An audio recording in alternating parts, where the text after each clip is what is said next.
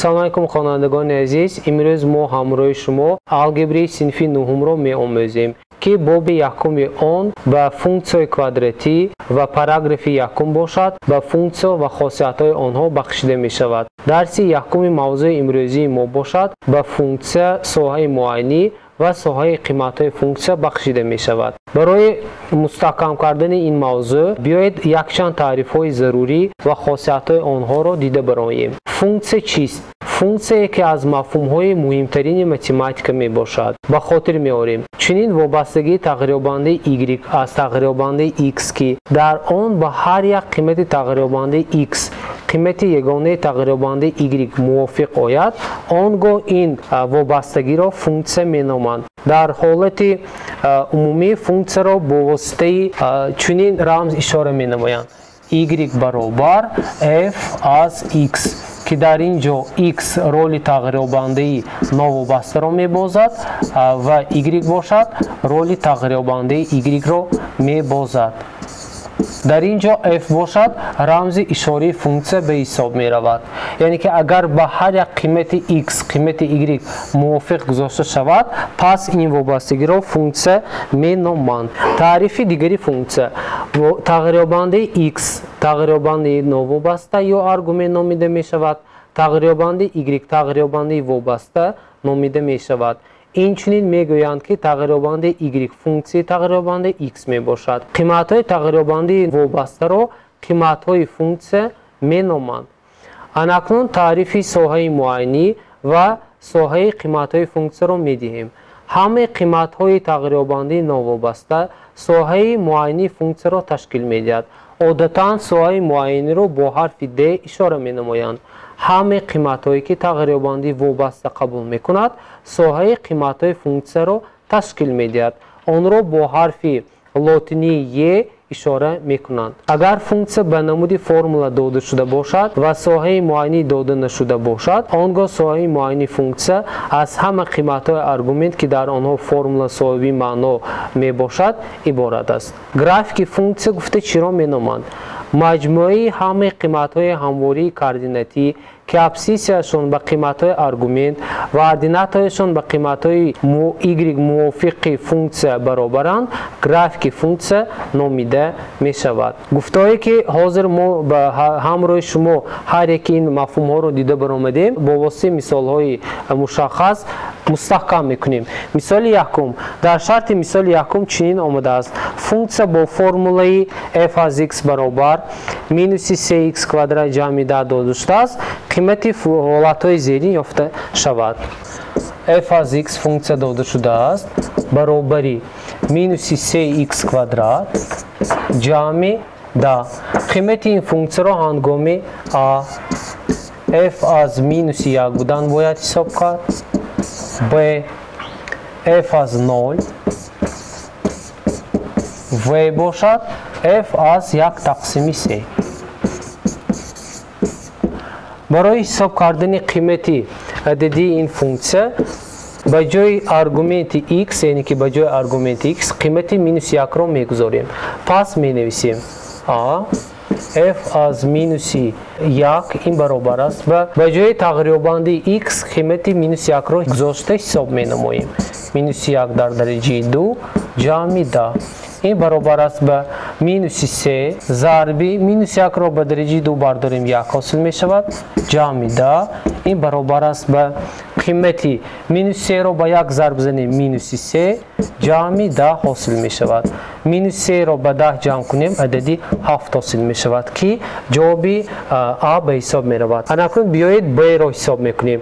Барои b чунин қимат ҳисоб талаб карда мешавад: f аз 0, яъне ки ба ҷои қимати тағйирёбандаи x 0-ро мегузорем. минуси 3 зарби 0 квадрат ҷамъи 10 баробар минуси 3 зарби 0-ро ба дараҷаи 2 бардорем 0 ҳосил мешавад, ҷамъи адади 10.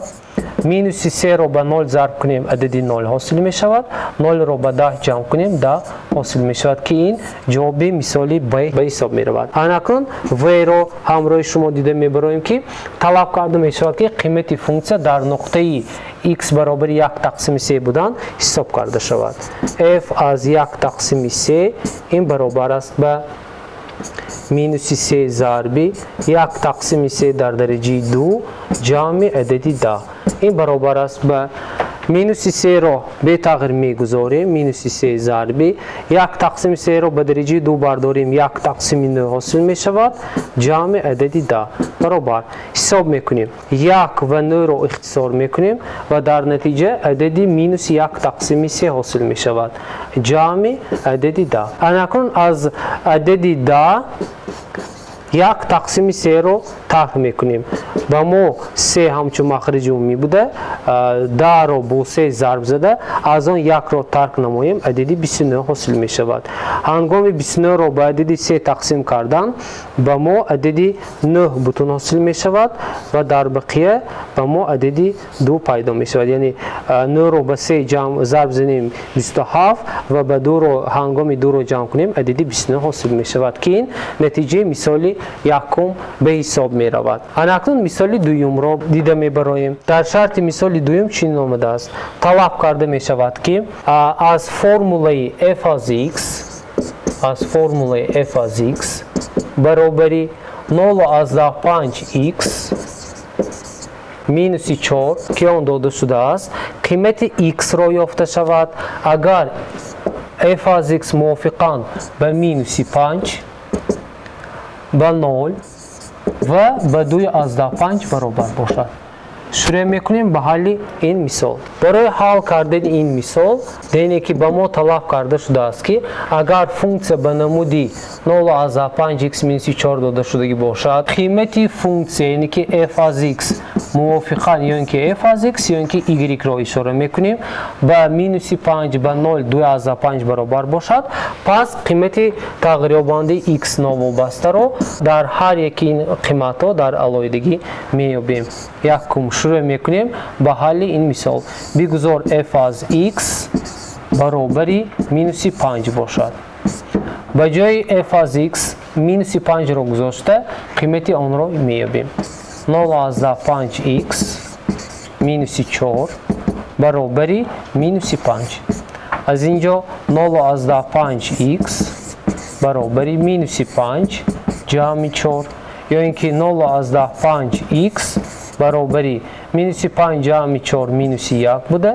اگر x را یابیم minus 1 را به 0.5 تقسیم میکنیم در نتیجه x برابر می شود به عددی minus 2 که این نتیجه مثال یکم به حساب می رود. اکنون بیایید آن را دوام میدیم.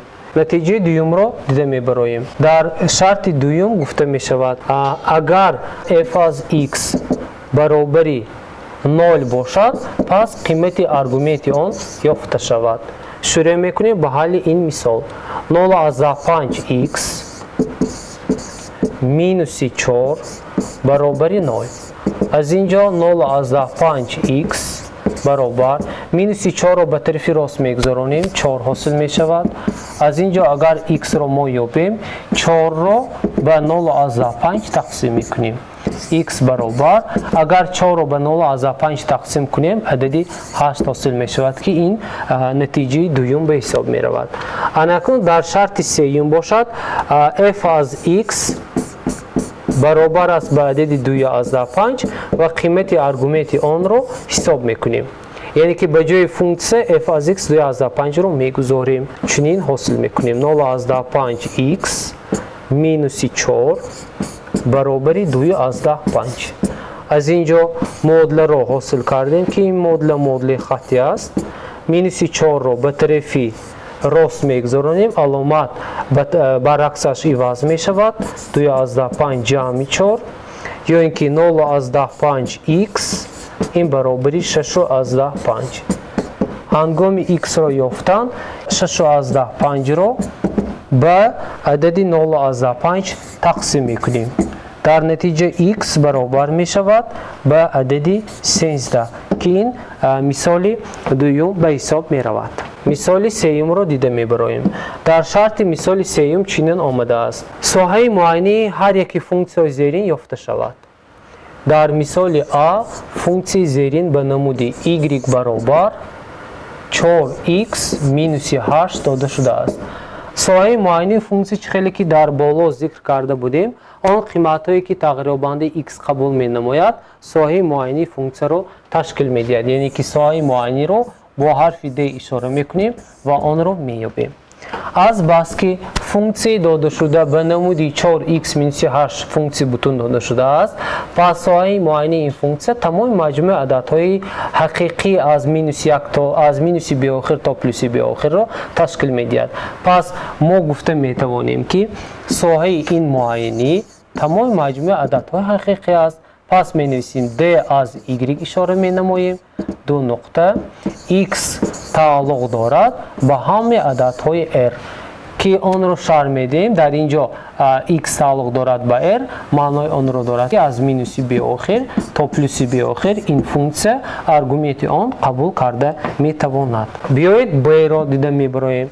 در شرط مثال b چنین آمده است: ساحه معاینی فونکسی y برابر x کвадрат минус 5x جمع 1 یافته شود. خیلی که در مثال بالا ما قید کردیم ساحه معاینی آن قیمت هایی که تغییرابنده نوابسته x قبول می نماید. از بس که فونکسی داده شده فونکسی کوادراتی یعنی که درجه دوم است، این فونکسی بوتون، پس این فونکسی معنا دارد اگر x از -b آخر تا +b آخر قیمت ها را قبول کرده باشد. از بس که این فونکسی این طور نوشته شده است، پس ساحه معاینی این فونکسی تمام مجموع عددهای حقیقی می باشد، یعنی x از r که ما به جای r نوشته میتونیم از -b آخر تا +b آخر این شده میتواند. در شرط سوم باشد ساحه معاینی فونکسی زیرین طلب کرده شود که در اینجا آمده است y برابر 3 تقسیم خط کسر x - 4 ضرب x جمع 1 طلب کرده می شود که ساحه معاینی این فونکسیون یافته شود. خیلی که معلوم است کسری داده شده یا اینکه عموما کسری راسیونالی کسر در آن حالت معنا دارد اگر مخرج این کسر یعنی که مخرجش به ما ifade algebri می باشد برابر 0 را تشکیل دهد. پس این را به نوبت گرفته مخرج کسری داده شده را به برابری 0 کرده میگیریم و در نتیجه چنین مدل را حاصل کرده ممکن است: x - 4 ضرب x جمع 1 برابری 0. در اینجا x - 4 برابری 0 است یا اینکه x برابری عدد 4. x جمع 1 نیز برابری 0 است یا اینکه x برابری -1. پس گفتم ممکن است که ساحه معاینی این فونکسیون همه عددها می باشد غیر از عددهای -1 و عدد 4.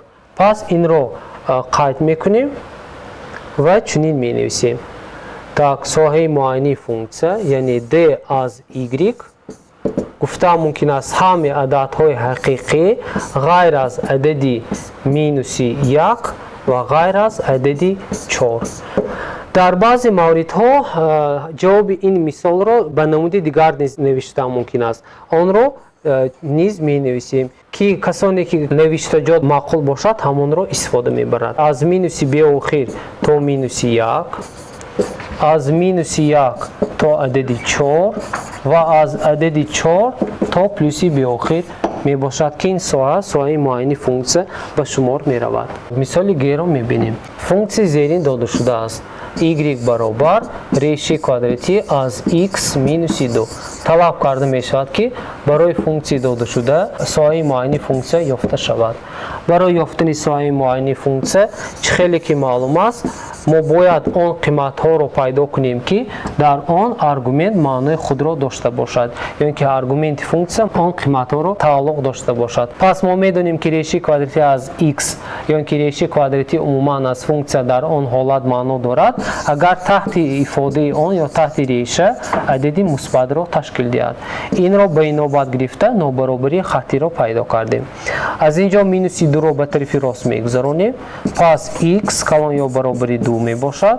این را عدد را به در تیر کوردیناتی نشان داده ایستاده قطع میکنیم جواب نابرابری رو. یعنی جواب این نابرابری از عدد 2 آغاز می‌یابد تا پلوس به آخر. پس x تعلق دارد از عدد 2 تا پلوس به آخر رو تشکیل می‌دهد. پس گفتم ممکن است که سایه معین فونکسیون از 2 تا پلوس به آخر رو تشکیل می‌دهد. مثال چهارم رو دیده می‌بریم. در شرط مثال چهارم چنین آمده است: گرافیک فونکسیون رو سازید. و ما دو فونکسیون داده شده است که ما باید گرافیک این فونکسیون رو سازیم. یکی از این فونکسیون برابر است به 1 مینوس 3x و فونکسی دیگر باشد برابر است به 2 تقسیم x. طلب کرده می شود که گرافیک این فونکسیون ساخته شود. y برابر 1 مینوس 3x. طلب کرده می شود که گرافیک فونکسیون ساخته شود. خیلی که معلوم است فونکسیونی که به نمود y برابر kx جمع b نوشته می شود که در اینجا k کوفیسیانت کنجی b عددی که تیر y گرام می برد فونکسی خطی نامیده می شود که گرافیک این فونکسی خطی یعنی که خطی راست را تشکیل می دهد. اگر k کلان از 0 باشد فونکسی افزون شونده می شود و اگر k خرد از 0 باشد فونکسی کم شونده می شود. این را به نوبت گرفته ساحه این معینی فونکسی را نیز به نوبت گرفته ایستاده ما گرافیک فونکسی را می سازیم. برای ساختن گرافیک فونکسیون جدولی وابستگی تغییرابنده ها رو می‌یابیم. یعنی x می‌نویسیم y می‌نویسیم. با جای قیمت x عدد مینوس 1 را می‌گذاریم و با جای x می‌گذاریم قیمت 0. برای آنکه از دو دلخواه نقطه یک خط راست و فقط یک تا نیز گذراندن ممکن است.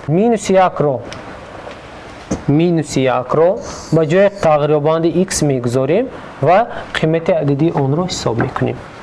y برابر 1 مینوس 3 ضرب مینوس 1 این برابر است 1 جمع 3 1 را به 3 جمع کنیم عددی 4 حاصل می شود. قیمت عددی 4 را حاصل کردیم. اکنون با جای قیمت تغییرابند x عددی 0 را میگذاریم و چنین ifade را حاصل میکنیم. y از 0 برابر 1 مینوس 3 ضرب 0 برابر 1 مینوس 0 این به 0 برابر است. 1 مینوس 0 برابر است به عدد 1. y از 0 این به عدد 1 برابر شد. اکنون این قیمت ها را در تیر کوردیناتی نشان میدهیم. تیر کوردیناتی را تصویر میکنیم. در همواره دو خط راست را اشاره میکنیم می نویسیم. در اینجا x و y قیمت آن را موافقاً میگذاریم. بگذار مینوس 1 در اینجا واقع باشد. مینوس 1 4 را انتخاب میکنیم. 1 2 3 4 بگذار در اینجا عدد 4 واقع باشد.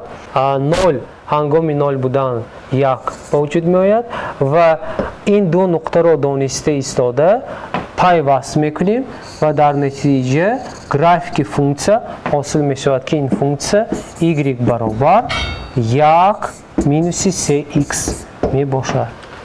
این است مثال A. اکنون مثال B رو دیده می بریم. در شرط مثال B چنین آمده است گرافیک فونکسی زیرین ساخته شود. B f از x برابر است به 2 تقسیم x. برای ساختن گرافیک این فونکسیون ساحه معینه آن را می‌یابیم. خیلی که معلوم است مخرج کسر در یگان حالت نابرابری صفر است. پس ساحه معینه این فونکسیون همه عددها غیر از عددهای 0 را تشکیل می‌دهد. از بس که فونکسیون y برابر kx در صنف هشتم گفته گذاشته بودیم این فونکسیون پروپورشنالی چپا نامیده شده گرافیک آن در چهارک‌های یکم و سوم می‌خوابد. این را به نظر گرفته گرافیک آن را یا اینکه جدولی وابستگی تغییرابنده را می‌سازیم. x y قیمت‌های زیرین را دادن ممکن است. مینوس 2 مینوس 1 و 1 2 0 دادن ممکن است. مینوس 2 را به جای تغییرابنده x میگذاریم و قیمت فونکسیون را پیدا میکنیم. مینوس 1 را به جای x گذاریم مینوس 2 حاصل می شود. 1 را به جای x گذاریم 2 پیدا می شود و 2 را به جای x گذاریم عدد 1 حاصل می شود. اکنون گرافیک فونکسیون را نشان میدیم. در اینجا قیمت x و قیمت y را میگذاریم. اناکنون x هنگام مینوس 2 بودن y به مینوس 1 برابر است. یعنی مینوس 2 بودن y به مینوس 1 برابر است. به اینجا نقطه میگذاریم. x اگر قیمت 1 را داشته باشد پس y آن به قیمت مینوس 2 برابر است. در اینجا نقطه را قید میکنیم. در حالت 1 بودن y به 2 برابر است و هنگام x به 2 برابر بودن قیمت ifade آن به 1 برابر است. این نقطه ها را پیوست میکنیم. ما میدونیم که این فونکسی کم شونده است. پس این نقطه ها را پیوست کرده گرافیک آن را چنین می نویسیم که گرافیک آن از مینوس به آخر تا 0 بی فاصله است و در چهارک های یکم و سوم واقع می باشد که این مثال چهارم به حساب می رود. اکنون بیایید مثال جمع‌بستی را دیده می براییم. در مثال جمع‌بستی چنین آمده است: فونکسیا به نمود فی از x داده شده است. یعنی فی از x برابر است به x کوادرات جمع 4 x. طلب کرده می شود که قیمت عددی این فونکسیا یعنی که قیمت ifade فی از 0 جمع فی از 1 حساب کرده شود. برای حساب کردن قیمت عددی این ifade خیلی که می بینید در اینجا دو قیمت فونکسیا داده شده است. یکی از قیمت ها به فی از 0 قیمت دیگر به فی از 1 برابر است. آن را حساب میکنیم. یکم فی از 0 را حساب میکنیم. یعنی فی از 0 این معنای آن را دارد که به جای قیمت x 0 را میگذاریم. 0 کوادرات جمع 4 ضرب 0 این برابر است به 0 جمع 0 برابر است به عددی 0. دوم باشد به جای قیمت x 1 را میگذاریم و حساب میکنیم. فی از 1 کوادرات جمع 4 ضرب 1 این برابر است به 1 را به کوادرات برداریم 1 جمع 4 کره 1 4 1 را به 4 جمع کنیم عددی 5 حاصل می شود. پس قیمت عددی ifade فی از 0 جمع فی از 1 این به عددی 5 برابر است. خوانندگان عزیز با همین موضوع امروزی ما به انجام رسید. اکنون برای مستحکم کردن موضوع به شما یک چند مثال برای کارهای مستقلانه سپرده می شود که آنها در پایان نشان داده شدند. با همین موضوع امروزی ما به انجام رسید. خیر تا درس آینده موفق باشید.